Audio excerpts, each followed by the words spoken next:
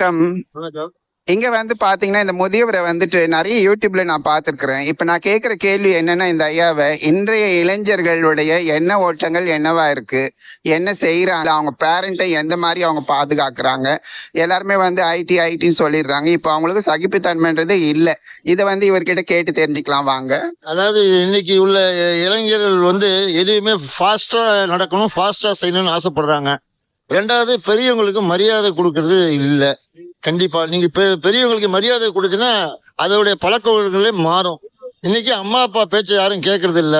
தான் சம்பாதிக்கிறோம்னு வந்தாச்சு அப்படின்னா, தான் காசு, தான் குடும்பம், தான் இது அப்படின்னு பார்க்கணும். இன் ஃபியூச்சர்ல போகணும்னு நெனைக்கிறாங்க.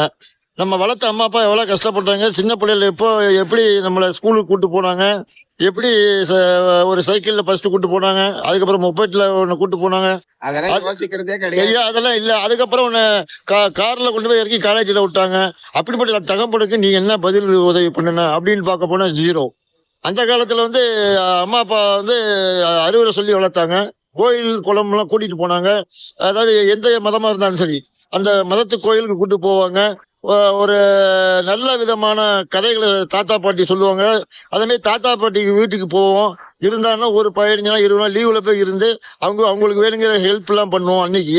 இன்னைக்கு யாருமே வந்து உலகத்த சுத்தி பார்க்கணும்னு ஆசைப்படுறோம். கையில காசு அப்பாட்ட காசு வாங்கணுமா, நேரா ஊட்டிக்கு போனோமா, கொடைக்கானலுக்கு போனோமான்னு நினைக்கிறானே தவிர, நம்ம தாத்தா பாட்டின்னு ஒருத்தர் இருக்காங்களே, அம்மா அப்பா இருக்காங்களே, அவங்க வயசான காலத்துல போய் நம்ம போய் பார்ப்போம். அவங்களுக்கு ஏதாவது ஹெல்ப் பார்க்கறது இல்ல, தாத்தா பாட்டியும் பார்க்கறது இல்ல. அன்னைக்கு அந்த உறவுகள் இருந்தது. தாய் மாமா, சித்தப்பா, பெரியப்பான்னு இருந்தது. இன்னைக்கு அந்த உறவுகளே பார்க்க முடியலையே. இன்னைக்கு சினிமா மோகத்துக்கு தான் ஃபுல்லா இன்னைக்கு அலையிறது. 2வது ஆடம்பர ட்ரெஸ்ஸுக்கு அலையிறது. விதவிதமா ட்ரெஸ் பண்ணிக்கணும். அப்புறம் பசங்களோட சுத்தி வெளிய சுத்தணும். ஒரு ரெஸ்டாரண்ட்டுக்கு போய் சாப்பிடணும். பார்ல போய் தண்ணி அடிக்கணும். உல்லாசமா இருக்கணும்னு ஆசைப்படுறாங்க. நான் என்ன கேட்கிறேன், உன் காசா இருந்தா என்ன, உங்க அப்பா காசா இருந்தா என்ன?